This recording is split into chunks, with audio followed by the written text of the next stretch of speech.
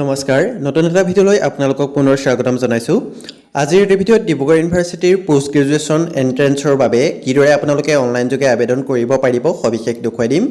যদি আপোনালোকে অনলাইন কৰোঁতে কিবা অসুবিধা পায় তেনেহ'লে কমেণ্ট কৰি আপোনালোকে জনাব মই যিমান পাৰোঁ আপোনালোকক সহায় কৰিবলৈ চেষ্টা কৰিম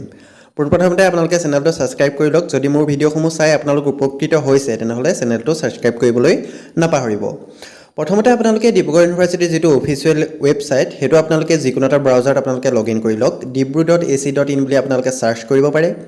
নটিফিকেশনৰ লিংকটো মই ডেসক্ৰিপচনত দি ৰাখিছো সেই লিংকত গৈ পেলাই ডাইৰেক্ট আপোনালোকে নটিফিকেশনখন চাই ল'ব পাৰিব অলৰেডি মই নটিছখনৰ ওপৰত এটা ভিডিঅ' বনাইছো হেতু ডেসক্ৰিপচনত দি থোৱা হৈছে আপোনালোকে সেই ভিডিঅ'টো চাব পাৰে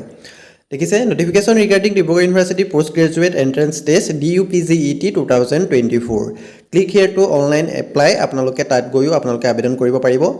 ডাউনলোড নোটিফিকেশনত গৈ আপোনালোকে সম্পূৰ্ণ নোটিফিকেশন যিখন আছে ডাউনলোড কৰি ল'ব পাৰিব আপোনালোকে মোবাইলতো কৰিব পাৰিব মোবাইলৰ ক্ৰোম বা গুগল যিকোনো ব্ৰাউজাৰত আপোনালোকে সাৰ্চ কৰিব পাৰে ডেসক্ৰিপচনত ৱেবসাইটটোৰ লিংক দি থোৱা হৈছে আপোনালোকে ডাইৰেক্ট ডেসক্ৰিপচনৰ লিংকটো ক্লিক কৰিব পাৰে তাৰ পাছত ডিব্ৰুগড় ইউনিভাৰ্চিটিৰ হোম পেজটোত আপোনালোকে দেখিবলৈ পাব আদাৰ আপডেটস বুলি তাত আপোনালোকে তললে স্ক্ৰল কৰি দেখিবলৈ পাব DUPGET 2024 পৰ্টেল আৰু লগতে বিএডৰ এডমিশন হৈ আছে বিএডৰ এডমিশন কিদৰে ল'ব ভিডিঅ' বনাই দি ৰখা হৈছে আপোনালোকে সেই ভিডিঅ'টো চাব পাৰে এতিয়া পোষ্ট গ্ৰেজুৱেশ্যনৰ বাবে DUPGET 2024 পৰ্টেল যেটো আছে তাত আপোনালোকে ক্লিক কৰিব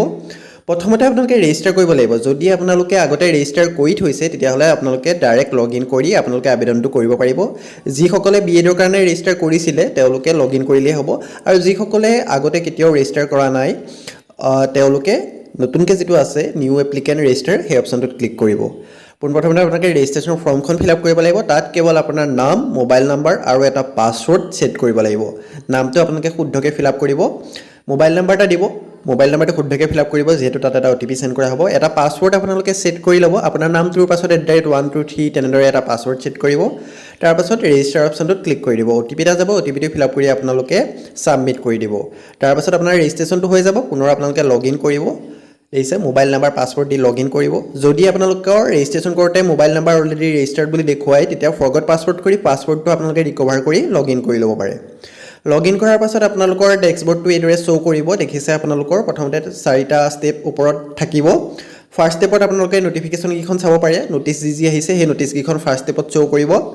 সেকেন্ড ষ্টেপ যেটো আছে দেইছে সেকেন্ড ষ্টেপত আপোনালোকে যেতিয়া ক্লিক কৰিব এপ্লিকেশন ফৰ্ম ফিল আপ ইয়াত আহি যাব এভেইলেবল ফৰ্ম যি অনলাইন হৈ আছে গুটেখিনি ফৰ্ম আপোনালোকে ইয়াত দেখিবলৈ পাব প্ৰথমতে আপোনালোকে ইমেইল আইডিটো ভেৰিফাই কৰি ল'ব ক্লিক হিয়াৰ টু এড অপচনটোত গৈ আপোনালোকে নিজৰ ইমেইল আইডিটো এড কৰি ল'ব ইয়াত আপোনাৰ যেটো ইমেইল আইডি আছে ইমেইল আইডিটো শুদ্ধকৈ ফিল আপ কৰিব তাৰ পাছত আপোনালোকে সেন্ড OTP অপচনটোত ক্লিক কৰিব সেন্ড OTP অপচনটোত ক্লিক কৰাৰ পাছত আপোনাৰ ইমেইলত এটা OTP পঠিওৱা হ'ব আপোনালোকে সেই OTP টো ইয়াত ফিল আপ কৰি পেলাই ভেৰিফাই OTP কৰি দিব যদি আপোনালোকে ইমেইলত OTP টো যোৱা নাই তেনেহলে ইমেইলটো আপোনালোকে দুবাৰ তিনিবাৰ স্ক্ৰল কৰিব কেতিয়াবা নেটৱৰ্ক প্ৰবলেম হ'লেও আপোনালোকৰ ইমেইলত OTP টো সোনকালে নাযায় তাৰ বাবে আপোনালোকে চিন্তা নকৰিব আপোনালোকে ইমেইলটো দুবাৰ তিনিবাৰ মান স্ক্ৰল কৰিব তেতিয়া আপোনালোকে OTP টো লাভ কৰিব তাৰ পাছত OTP টো ফিল আপ কৰি পেলাই আপোনালোকে ভেৰিফাই OTP অপচনটোত ক্লিক কৰিব ভেৰিফাই OTP অপচনটোত ক্লিক কৰি দিয়াৰ লগে লগে আপোনালোকৰ ওপৰত দেখুৱাব দেখিছে ইমেইল সাকসেসফুলি ভেৰিফাইড ওকে কৰি দিব আপোনালোকে ওকে কৰি দিয়াৰ লগে লগে পুনৰ আপোনালোকৰ ডেস্কবৰ্ডটোত গুচি যাব পুনৰ আপোনালোকে ষ্টেপ 2 অপচনটোত ক্লিক কৰিব DUPGET 2024 দেখিবলৈ পাইছে বিএডৰো হৈ আছে যদি বিএড কৰিম বুলি ভাবে বিএডৰ সাইডত যেটো এপ্লাই অপচন আছে তাত গৈ ক্লিক কৰিব পাৰে মই এটা যেহেতু পোষ্ট গ্ৰেজুৱেশ্যনৰ কৰি দেখুৱাম সেইভাবে DUPGET ৰ সাইডত যেটো এপ্লাই অপচন আছে তাত ক্লিক কৰিব তাৰ পাছতে আপোনালোকৰ এভেইলেবল ফৰ্ম খিনি আপোনালোকৰ ইয়াত শো কৰিব আপুনি যোনটো ডিপাৰ্টমেন্টত লম বুলি ভাবে সেই ডিপাৰ্টমেন্টত আপোনালোকে এপ্লাই কৰিব পাৰিব ইয়াত দেখিছে ডিব্ৰুগড় ইউনিভাৰ্চিটিৰ আন্ডাৰত পোষ্ট গ্ৰেজুৱেশ্যনৰ বাবে যিমানখিনি ডিপাৰ্টমেন্ট আছে সকলো ইয়াত শো কৰিছে English political science sociology Assamese chemistry হক হিষ্ট্ৰি গুটেখিনি আপোনালোকৰ শো কৰিছে এডুকেশ্যন MA ইন এডুকেশ্যন দেখিছে আপুনি যোনটো ডিপাৰ্টমেন্টত কৰিম বুলি ভাবিছে সেইটো ডিপাৰ্টমেন্টৰ সাইডত এপ্লাই অপচনটো আছে তাত ক্লিক কৰিব মই MA ইন ইংলিশ অপচনটোত ক্লিক কৰি ফিল আপ কৰি দেখুৱাই দিম আপোনালোকৰ তাৰ সাইডত যেটো এপ্লাই অপচন আছে তাত ক্লিক কৰিব সকলোৰে প্ৰচেছটো একেই হ'ব কেৱল আপোনালোকে যোনটো ডিপাৰ্টমেন্টত নাম ভৰ্তি কৰিম বুলি ভাবিছে আপোনালোকে সেই ডিপাৰ্টমেন্টৰ সাইডত যেটো এপ্লাই অপচন আছে তাত ক্লিক কৰিব তাত ক্লিক কৰাৰ পাছত আপোনালোকৰ বেসিক কিছুমান ডিটেইলছ ফিল আপ কৰিবলৈ আহিব এখিনি আপোনালোকে শুদ্ধকৈ ফিল আপ কৰিব ভুল নকৰিব আপোনালোকে তাৰ পাছত আপোনাৰ ডেট অফ বাৰ্থটো ফিল আপ কৰিব মই প্ৰাইভেচিৰ কাৰণে ব্লাৰ কৰি ৰাখিছো আপোনালোকে ফৰ্মখন লগইন কৰিলে দেখিবলৈ পাব কি অপচন আছে জেন্ডাৰ সিলেক্ট কৰিব ৰিলিজন সিলেক্ট কৰিব হিন্দু মুছলিম খ্ৰীষ্টান গোটেইখিনি দিয়া হৈছে কোনটো কাষ্টৰ পৰা আপুনি বিলং কৰে হেতু সিলেক্ট কৰিব যদি ওবিসি হয় তেনেহলে আপোনালোকে কমিউনিটিটো আপোনালোকৰ সিলেক্ট কৰিবলৈ আহি যাব এক্সটিজিএল মৰাণ মটক গোটেইখিনি আহি যাব দেখিছে যদি ইয়াৰ ভিতৰত আপোনালোকৰ কমিউনিটি এটাও নহয় তেতিয়া নন অফ দা এবভ যেটো অপচন আছে লাষ্টত সেই অপচনটো আপোনালোকে সিলেক্ট কৰি ল'ব দেখিছে তাৰ পাছত আপোনালোকৰ নেশ্যনেলিটি ইণ্ডিয়া সিলেক্ট কৰিব you are permanent resident Assam yes কৰিব ডিএইচচি আইডি টো আপোনালোকৰ ফিল আপ কৰিবলৈ আহিছে ইয়াত অপচনেল বুলি লিখা আছে আপোনালোকৰ ফিল আপ নকৰিলেও হ'ব কিন্তু পৰাপক্ষত আপোনালোকে ফিল আপ কৰি দিব ডিএইচচি আইডি মানে হৈছে যেটো ইউনিক আইডিটো আপোনালোকে ফিল আপ কৰিব লাগিব যেহেতু সকলোৰে ইউনিক আইডি থাকেই আপোনালোকে ইউনিক আইডিটো ফিল আপ কৰি ল'ব যদি ইউনিক আইডিটো পাহৰি গৈছে বা ইউনিক আইডি নাই তেনেহলে কেনেকৈ বনাব ডিটেইলছত ভিডিও বনাই দি ৰখা হৈছে ডেসক্ৰিপচনত লিংক পাই যাব তাত গৈ আপোনালোকে চাই ল'ব পাৰে তাৰ পাছত দিব লাগিব এবিসি আইডিটো আপোনালোকৰ কম্পালসৰি হয় আপোনালোকে দিবই লাগিব এবিসি আইডিটো ফিল আপ কৰিব যদি আগতে বনাই থোৱা আছে যদি বনোৱা নাই হেতুৰ ওপৰতো মই ভিডিও বনাই দি ৰাখিছো ডেসক্ৰিপচনত গৈ চেক কৰিব পাৰে বা ইয়াতো আপোনালোকে দেখিবলৈ পাব ফৰ ক্ৰিয়েটিং এবিসি আইডি লিংকটো দিয়া হৈছে তাত ক্লিক হিয়াৰ অপচনটোত গৈ পেলাই আপোনালোকৰ এবিসি আইডি ক্ৰিয়েট কৰাৰ যেটো ওয়েবসাইট হেতু খোল খাই যাব abc.gov.in তাত গৈ আপোনালোকে এবিসি আইডিটো ইয়াত গৈ ক্ৰিয়েট কৰি ল'ব পাৰে দেখিছে এই ওয়েবসাইটত গৈ আপোনালোকে এবিসি আইডি বনাই ল'ব পাৰিব যদি এবিসি আইডিটো বনাই থোৱা নাই তেনেহলে সোনকালে বনাই লওক তাৰ পাছত আপলোড কৰিব লাগিব আপোনালোকৰ ফটো আৰু সিগনেচাৰ পাসওয়াৰ্ড ফটো আৰু সিগনেচাৰটো আপলোড কৰি ল'ব পাসওয়াৰ্ড ফটোখনৰ বেকগ্ৰাউণ্ডটো ব্লু বা হোৱাইট ৰাখিব সিগনেচাৰটো ঠিক তেনেদৰে আপলোড কৰিব চুজ ফাইলত গৈ গেলেৰীত গৈ আপোনালোকে সিলেক্ট কৰি ল'ব পাৰিব তাৰ পাছত আপোনালোকৰ সিলেক্ট আপোনালোকৰ এক্সামিনেশ্যন সিটি আপোনালোকৰ এক্সামটো কোনখন ডিস্ট্ৰিক্টত দিব বিচাৰে হেতু আপোনালোকে সিলেক্ট কৰিব লাগিব দেখিছে সিলেক্ট এক্সামিনেশ্যন সেন্টাৰ আপোনালোকে যোনখন ডিস্ট্ৰিক্টত দিব খোজে সেই ডিস্ট্ৰিক্টখন সিলেক্ট কৰি ল'ব মই যোৰহাট সিলেক্ট কৰিছো কোনখন ডিস্ট্ৰিক্টত কেটা সেন্টাৰ আছে আপোনালোকে নোটিফিকেশনটোত পাই যাব নোটিফিকেশনটোত গৈ আপোনালোকে চেক কৰি ল'ব পাৰে কোনখন ডিস্ট্ৰিক্টত কেটা সেন্টাৰ দিয়া হৈছে পাছত আপোনালোকৰ পৰৱৰ্তী সময়ত আপোনালোকৰ কোনখন স্কুল বা কলেজত আপোনালোকৰ সেন্টাৰ পৰিব হেতু পৰৱৰ্তী সময়ত আপোনালোকৰ দি দিব তাৰ বাবে আপোনালোকে চিন্তা কৰিব নালাগে কেৱল ইয়াত আপোনালোকৰ যিখন ডিস্ট্ৰিক্টখনে সিলেক্ট কৰিবলৈ আহিছে তাৰ পাছত আহিব আপোনালোকৰ যিখিনি বেসিক ইনফৰমেশন আছে আপোনাৰ ফাদাৰ নেম মাদাৰ নেম গাৰ্জেন্টৰ অকুপেশন গাৰ্জেন্ট এড্ৰেছ গাৰ্জেন্টৰ কন্টেক্ট নাম্বাৰ এইখিনি আপোনালোকে ফিল আপ কৰিব লাগিব যেটো ৰেজিষ্টাৰ কৰোতে আপোনাৰ মোবাইল নাম্বাৰ দিছিলে হেতু মোবাইল নাম্বাৰ দিলে নহব ইয়াত আপোনালোকে গাৰ্জেন্টৰ মোবাইল নাম্বাৰ দিব লাগিব আপোনাৰ মা বা দেউতাৰ আপোনালোকে মোবাইল নাম্বাৰটো ফিল আপ কৰিব ফাদাৰ নেম দিব মাদাৰ নেম দিব আপোনালোকৰ ডকুমেন্টত যিদৰে আছে ঠিক তেনেদৰে ফিল আপ কৰিব মেট্ৰিক হাই সেকেন্ডাৰী ডকুমেন্টত যিদৰে আছে ঠিক তেনেদৰে ফিল আপ কৰিব গাৰ্জেন নেমত আপোনাৰ নিজৰ ফাদাৰ নেমটো তাত ফিল আপ কৰি দিব পাৰে বা মাদাৰ নেমটো আপোনালোকে ফিল আপ কৰি দিব পাৰে অকুপেশনটো দিব গাৰ্জেন্টৰ অকুপেশনটো কি হয় গাৰ্জেন্টৰ এড্ৰেছটো দিব কন্টেক্ট নাম্বাৰ দিব তাৰ পাছত আহিব মেৰিটেল ষ্টেটাসটো আপোনালোকে সিলেক্ট কৰিব লাগিব মেৰিট আনমেৰিট দিয়া আছে আপোনালোকৰ কোনটো হয় মেৰিটেল ষ্টেটাস এটো আপোনালোকে সিলেক্ট কৰি ল'ব তাৰ পাছত আপোনালোকৰ ইনকামটো সিলেক্ট কৰিবলৈ আহিব আপোনালোকৰ বছৰি ইনকাম কিমান হয় আপোনালোকে হেতু সিলেক্ট কৰিব লাগিব ইয়াত দেখিছে আপোনালোকৰ ইয়াত অপচনখিনি আহি যাব less than 2 লাখ তাৰ পাছত 2 to 8 লাখ দিয়া হৈছে more than 8 লাখ এইখিনি দিয়া হৈছে আপোনালোকৰ কোনটো হয় এনুৱেল ইনকাম হেতু আপোনালোকে সিলেক্ট কৰি ল'ব যদি আপোনালোকে এতিয়ালৈকে ইনকাম সাৰ্টিফিকেটখন আবেদন কৰা নাই যিমান পাৰে সোনকালে ইনকাম সাৰ্টিফিকেটখন আবেদন কৰি ল'ব তাৰ পাছত ব্লাড গ্ৰুপটো আপোনালোকৰ সিলেক্ট কৰিব লাগিব এটো ম্যান্ডেটৰি হয় আপোনালোকে ব্লাড গ্ৰুপটো দিবই লাগিব আপোনালোকৰ ব্লাড গ্ৰুপটো কি হয় হেতু ইয়াত সিলেক্ট কৰি ল'ব দেখিছে ইয়াত এড্ৰেছ ফিল আপ কৰিলে তাৰ পাছত ইউ আৰ এমপ্লয়েড আপোনালোকে যদি এমপ্লয়েড হয় ইয়েস কৰিব যদি নহয় নো কৰিব বাকিখিনি ফিল আপ কৰাৰ প্ৰয়োজন নাই অপচনেল আপুনি হেখিনি ফিল আপ নকৰিলে হ'ব কেৱল যিকিটা বক্সৰ তলত ৰেড কালাৰ আছ দেখিছে আপোনালোকে কেৱল সেইখিনিহে আপোনালোকে ফিল আপ কৰিব এইখিনি ফিল আপ কৰি হৈ যোৱাৰ পাছত basic information 2 to fill up কৰি হৈ যোৱাৰ পাছত সেভ এণ্ড নেক্সট কৰি দিব আপোনালোকে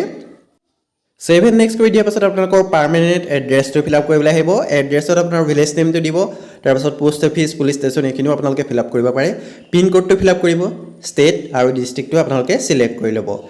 তাৰ পাছত পুনৰ সেভ এণ্ড নেক্সট কৰিব যদি আপোনালোকৰ পাৰ্মানেন্ট এড্ৰেছ আৰু প্ৰেজেন্ট এড্ৰেছটো যদি সেম হয় তেনেহলে সেম এজ পাৰ্মানেন্ট এড্ৰেছ অপচনটো টিক মাৰ্ক দিব যদি সেম নহয় তেতিয়া আপোনালোকে টিক মাৰ্কটো নিদিব পুনৰ আপোনালোকে যেটো প্ৰেজেন্ট এড্ৰেছ আছে হেতু আপোনালোকে ইয়াত ফিল আপ কৰি দিব যেটো মোৰ সেম হয় সেইভাবে মই সেম এজ পাৰ্মানেন্ট এড্ৰেছ ৰাখিছো তাৰ পাছত সেভ এণ্ড নেক্সট কৰি দিব এতিয়া আপোনালোকৰ আহিব একাডেমিক ডিটেইলছখিনি ফিল আপ কৰিব লাগিছে আপোনালোকৰ মেট্ৰিক হাই সেকেন্ডাৰী গ্ৰেজুৱেচনৰ ডাটাখিনি ফিল আপ কৰিব লাগিব প্ৰথমতে মেট্ৰিকৰ দেখিছে বোৰ্ড নেম ৰোল নাম্বাৰ কিমান চনত পাস কৰিছে এইখিনি ডাটা আপোনালোকে ফিল আপ কৰিব লাগিব তাৰ পাছত বোৰ্ড নেমখিনি আপোনালোকে ফিল আপ কৰিব সেবানে সিবিএসই মেট্ৰিক কোনটো বোৰ্ডৰ পৰা পাস কৰিছে হাই সেকেন্ডাৰী কোনটো বোৰ্ডৰ পৰা পাস কৰিছে কোন চনত পাস কৰিছে ৰোল নাম্বাৰ তাৰ পাছত আপোনালোকৰ দেখিছে স্পেশালাইজেশন ব্ৰাঞ্চ আছে আপোনালোকৰ সাবজেক্ট বুলি এটা অপচন আছে তাত আপোনালোকে মেট্ৰিকটোত এন বুলি লিখি দিব পাৰে আৰু হাই সেকেন্ডাৰীটোত আৰ্টছ বুলি লিখি দিব পাৰে যদি আপোনালোকে বিচাৰে মেট্ৰিকটোত সাবজেক্ট গিটাও লিখি দিব পাৰে তাৰ পাছত আহিব গ্ৰেজুৱেচনৰ বিএ বিএসসি বিকম আপুনি কোনটো ষ্ট্ৰীমৰ পৰা কৰি আছে এটো সিলেক্ট কৰি ল'ব যদি ডিব্ৰুগড় ইউনিভাৰ্চিটিৰ আন্ডাৰত কৰি আছে তেনেহলে ডিব্ৰুগড় ইউনিভাৰ্চিটিটো সিলেক্ট কৰি দিব যদি আপোনালোক গ্ৰেজুৱেচন কমপ্লিট কৰিছে তেনেহলে আপোনালোকে ৰোল নাম্বাৰ হেখিনি ডাটা ফিল আপ কৰিব যদি আপোনালোক এবাৰ লাষ্ট সেমিষ্টাৰত আছে এপিৰিং ষ্টুডেন্ট যিখিনি আছে তেওঁলোকে তলত যেটো এপিৰিং অপচন দেখিবলৈ পাইছে হেতুত আপোনালোকে টিক মাৰ্ক দি দিব তেতিয়া কেৱল আপোনালোকে ইয়াৰ অফ পাছিংটো হে ফিল আপ কৰিব লাগিব তাত 2024 দি দিব আৰু যিসকলে গ্ৰেজুৱেচন অলৰেডি কমপ্লিট কৰি থৈছে তেওঁলোকে ৰোল নাম্বাৰ পাছিং ইয়াৰ তাৰপিছত ব্ৰাঞ্চ গুটেখিনি ডাটা ফিল আপ কৰিব লাগিব এইছে একাডেমিক ডিটেইলছটো ফিল আপ কৰি হৈ যোৱাৰ পাছত নেক্সট কৰিব তাৰপিছত আপোনালোকৰ পিডব্লিউডি ক্যান্ডিডেট যদি হয় যদি আপোনালোক বিশেষভাৱে সক্ষম যদি হয় যদি আপোনালোকৰ সাৰ্টিফিকেট আছে তেনেহলে টিক মাৰ্ক দিব আৰু যদি আপোনালোক জেনাৰেল ক্যান্ডিডেট হয় জেনাৰেল কাষ্টৰ হয় যদি আপোনালোকৰ ইডব্লিউএফ সাৰ্টিফিকেট আছে তেনেহলে আপোনালোকে টিক মাৰ্ক দিব এটো কেৱল জেনাৰেল কাষ্টৰ খিনিৰ বাবেহে হ'ব অপচনটো যদি আপোনালোকৰ জেনাৰেল কাষ্টৰ হয় ইডব্লিউএফ যদি আছে টিক মাৰ্ক দিব যদি নাই তেনেহলে সোনকালে আবেদন কৰি লওক যেহেতু লাষ্ট ডেট আপোনালোকৰ 26 তাৰিখলৈকে দিয়া হৈছে আপোনালোকে তাৰ আগত আবেদনটো কৰি ল'ব ঠিক আছে তাৰপিছত আপোনালোকৰ ইয়াত গুটেখিনি দিয়া হৈছে ৰিলেক্সেশন খিনি দিয়া হৈছে আপোনালোকৰ ৰিজাৰ্ভেশন ক্ৰাইটেৰিয়া খিনি দিয়া হৈছে এইটো আপোনালোকৰ কোনটো কাষ্টৰ কাৰণে কিমান ৰিজাৰ্ভেশন থাকিব গুটেখিনি ডিটেইলছত দিয়া হৈছে তলৰ লিংকটোত গৈ আপোনালোকে চাই ল'ব পাৰিব তাৰপিছত সাবমিট এণ্ড প্ৰিভিউ অপচনটোত ক্লিক কৰিব এইখিনি ডাটাই ফিল আপ কৰিব লাগিব আপোনালোকে বিশেষ ফিল আপ কৰাৰ প্ৰয়োজন নাই আপোনালোকৰ বহুত সহজেই হয় যদি কিবা অসুবিধা পায় তেনেহলে কমেন্ট কৰিব সাবমিট এণ্ড প্ৰিভিউ অপচনটোত ক্লিক কৰি দিয়াৰ লগে লগে সম্পূৰ্ণ ফৰ্মখন আপোনালোকৰ প্ৰিভিউ কৰিবলৈ আহিব যি আপোনালোকে ফিল আপ কৰিছিলে গুটেখিনি ডাটা ইয়াত শো কৰিব দেখিছে যদি দেখিছে আপোনালোকে লাষ্টৰ প্ৰিভিউ কৰোতে যদি আপোনালোকৰ কিবা ভুল হৈ গল এটা এডিট কেনেকৈ কৰিব এডিট কৰাৰ বাবে আপোনালোকে চিন্তা কৰিব নালাগে মই সেই প্ৰচেছটো দেখুৱাই দিম ধৰি লওক আপোনাৰ কিবা এটা ভুল হৈ গল তেতিয়া পুনৰ আপোনালোকে সাইডত যেটো দেখিছে এডমিশন অপচন তাত যাব পুনৰ ষ্টেপ 2 যাব ডিউপিজিটি ক্লিক কৰিব আপুনি যোনটো ডিপাৰ্টমেন্টত এপ্লাই কৰিছিলে পুনৰ সেই ডিপাৰ্টমেন্টত গৈ এপ্লাই অপচনটো ক্লিক কৰিব পুনৰ আপোনালোকৰ আৰম্ভণি পা শো কৰিব এতিয়া অলৰেডি মোৰ গুটেখিনি ডাটা ফিল আপ হৈ আছে যদি কিবা ভুল হৈ গৈছিলে আপোনালোকৰ আবেদন কৰোতে তেতিয়া আপোনালোকে এটো কাৰেকচন কৰি ল'ব দিছে মোৰ ব্লাড গ্ৰুপটো ভুল হৈছিলে মই এটো কাৰেকচন কৰি লৈছো এইদৰে আপোনালোকে কাৰেকচন কৰি ল'ব পাৰিব বেক গৈ পেলাই এডমিশনত গৈ পুনৰ ফাৰ্ষ্টৰ পৰা আপোনালোকে আহিব পাৰিব তেতিয়া আপোনালোকে কাৰেকচনো কৰি ল'ব পাৰিব 7 নেক্সট কৰিব গুটেখিনি ডাটা আহি গৈছে ইয়াত এইদৰে আপোনালোকে কাৰেকচনটো কৰি ল'ব পাৰিব তাৰ পাছত পুনৰ মই প্ৰিভিউ কৰিম আপোনালোকে দুবাৰ তিনিবাৰ মান ভালদৰে চাব সাবমিট কৰাৰ আগত পেমেন্ট কৰাৰ আগত আপোনালোকে দুবাৰ তিনিবাৰ মান ভালদৰে চাব তাৰ পাছত আপোনালোকে দেখিবলৈ পাইছে এপ্লিকেশন ফিজ 950 रुपीस পে নাও অপচনটো ক্লিক কৰিব তাৰ পাছত credit card debit card internet banking through the আপোনালোকে পেমেন্টটো কৰিব পাৰিব দিছে ইউপিআই অপচন নাই আপোনালোকে কাৰ্ড ইউজ কৰিব লাগিব ডেবিট কাৰ্ড অপচনটোত গৈ আপোনালোকে কাৰ্ডৰ ডিটেইলছ খিনি ফিল আপ কৰি ওটিপিটো ফিল আপ কৰি আপোনালোকে পেমেন্টটো কৰি ল'ব পাৰিব মই কাৰ্ডৰ ডিটেইলছ খিনি ফিল আপ কৰি পেমেন্টটো কৰি দিছো যদি পেমেন্টটো কৰাৰ পাছত আপোনালোকৰ যদি লগ আউট হৈ গৈছে পেজটো তেতিয়াও আপোনালোকে চিন্তা নকৰিব পুনৰ লগইন কৰি দিলে আপোনালোকৰ পেমেন্টৰ ৰিসিপ্ট আপোনালোকৰ এপ্লিকেশন ফৰ্ম সকলোখিনি আপোনালোকে লাভ কৰিব দিছে মই পেমেন্টটো কৰাৰ লগে লগে মোৰ লগ আউট হৈ গল পুনৰ আৰম্ভণি পা লগইন কৰিবলৈ আহিছে এটা আপোনালোকে চিন্তা নকৰিব তাৰ পাছত আপোনালোকৰ মোবাইল নাম্বাৰটো পুনৰ ফিল আপ কৰিব যেটো মোবাইল নাম্বাৰ আছিল তাৰ পাছত পাছৱৰ্ডটো ফিল আপ কৰি আপোনালোকে লগইন কৰি ল'ব লগইন কৰি দিয়াৰ পাছত দেখিছে আপোনালোকে স্টেপ 3 যেটো আছে প্ৰিন্ট ফৰ্ম অপচনটোত যাব তাত গৈ পেলাই আপোনালোকে এপ্লাইড ফৰ্ম অপচনটোত গৈ পেলাই দিছে এমএ ইংলিশ ভিউ ডিটেইলছত গৈ আপোনাৰ সম্পূৰ্ণ এপ্লিকেশন ফৰ্মখন ইয়াত শো কৰিব ওপৰত প্ৰিন্ট এপ্লিকেশন অপচনটো দেখিছে তাত গৈ আপোনালোকে পিডিএফটো ডাউনলোড কৰি ল'ব পাৰিব তাৰ তলতে প্ৰিন্ট এডমিট বুলিও থাকিব আপোনালোকে এডমিট কাৰ্ডটো তাৰ পৰাই ডাউনলোড কৰি ল'ব পাৰিব অতি সহজতে এইদৰে আপোনালোকে এপ্লিকেশন ফৰ্ম আৰু এডমিট কাৰ্ডটো ডাউনলোড কৰি ল'ব পাৰিব মই প্ৰথমতে পিডিএফটো সেভ কৰি লৈছো পেমেন্টৰ ৰিসিপ্টটো ডাউনলোড কৰিবৰ বাবে সাইডত আপোনালোকে দেখিব পাব পেমেন্ট ৰিসিপ্ট সেই অপচনটোত গৈ আপোনালোকে পেমেন্টৰ ৰিসিপ্টটো ডাউনলোড কৰি ল'ব পাৰিব এইদৰে অতি সহজতে আপোনালোকে এডমিট কাৰ্ড এপ্লিকেশন ফৰ্ম আৰু পেমেন্টৰ ৰিসিপ্টটো ডাউনলোড কৰি ল'ব পাৰিব এইদৰে আপোনালোকে ডিব্ৰুগড় ইউনিভাৰ্চিটিৰ পোষ্ট গ্ৰেজুৱেট এন্ট্ৰেন্সৰ বাবে আবেদন কৰিব পাৰিব যদি আবেদন কৰোতে কিবা অসুবিধা পায় তেনেহলে কমেন্ট কৰি জনাব যদি যিকোনো ডিপাৰ্টমেন্টৰ যদি আপোনালোকৰ হেল্পলাইন নাম্বাৰ লাগে তেতিয়াও আপোনালোকে কমেন্ট কৰি জনাব ডেসক্ৰিপচনত মোৰ WhatsApp নাম্বাৰ দিয়া আছে তাতো আপোনালোকে যোগাযোগ কৰিব পাৰে যদি কিবা আপোনালোকে অসুবিধা পায় কল নকৰিব আপোনালোকে WhatsAppত মোক মেছেজ দিব মই যিমান পাৰো আপোনালোকক সহায় কৰিবলৈ চেষ্টা কৰিম যদি ভিডিওটো চাই কিবা অলপ হলেও যদি উপকৃত হৈছে তেনেহলে চেনেলটো সাবস্ক্ৰাইব কৰিবলৈ নাপাহৰিব ধন্যবাদ